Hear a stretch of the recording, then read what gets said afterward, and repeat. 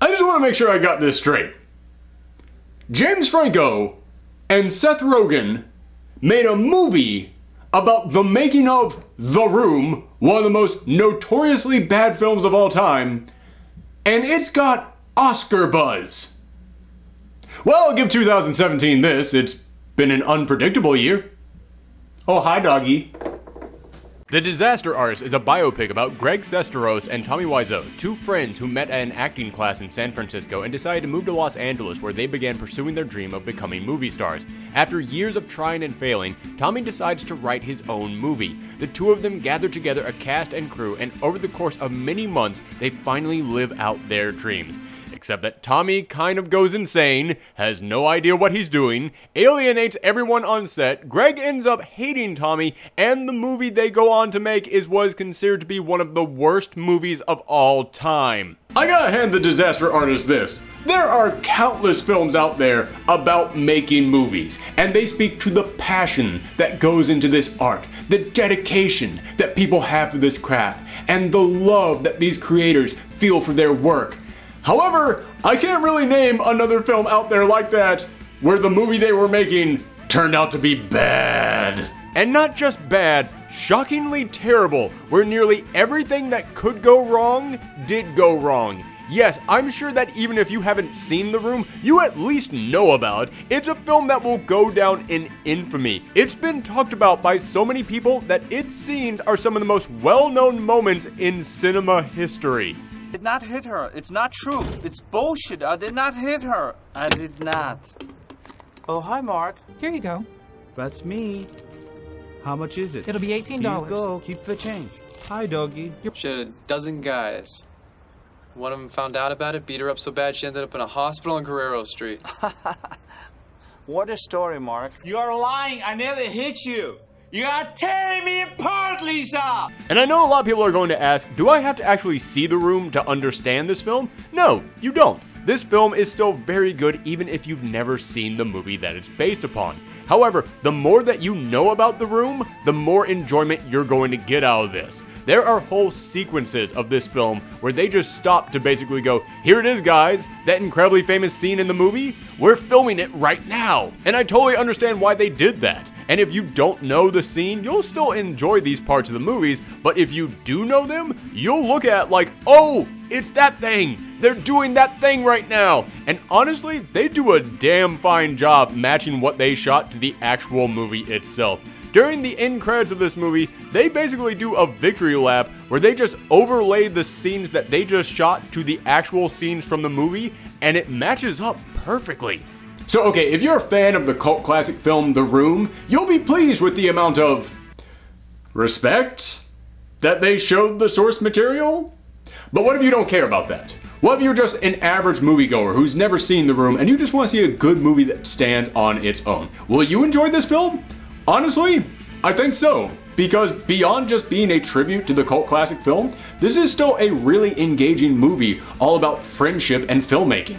Throughout the movie, you'll watch Greg get to know Tommy, who, yes, he is a crazy mystery figure, but you can't help but understand why Greg connects with him. Tommy might be nuts, but he's bold, he's fearless, he's exactly what Greg needs. Tommy might be a terrible acting coach, but he is a great motivational speaker. When he talks about who cares what other people think of you, if you want to do something, then just do it, yeah, you kind of fall for it. You can't help but think, you know what? You're right, Tommy Wiseau. There's a sentence I never thought would come out of my mouth. And from there, the film doesn't just become an inspirational movie about following your dreams, it becomes a compelling look at two friends as their relationship starts to fall apart. You want to see Greg succeed, you root for him to achieve his dreams, but it becomes obvious very quickly Tommy is not exactly stable, and Greg being friends with Tommy is not going to help his career. But at the same time, you see what Greg means to Tommy, and you don't want to see Greg abandon Tommy. And you can understand Tommy's side too. You see the pain he feels when he wants to be a leading man and everyone tells him, no, you're a freak, you're a villain, you're Frankenstein, you're a vampire. When everyone laughs at him, it tugs at your heart. And a lot of this is thanks to James Franco really knocking this performance out of the park.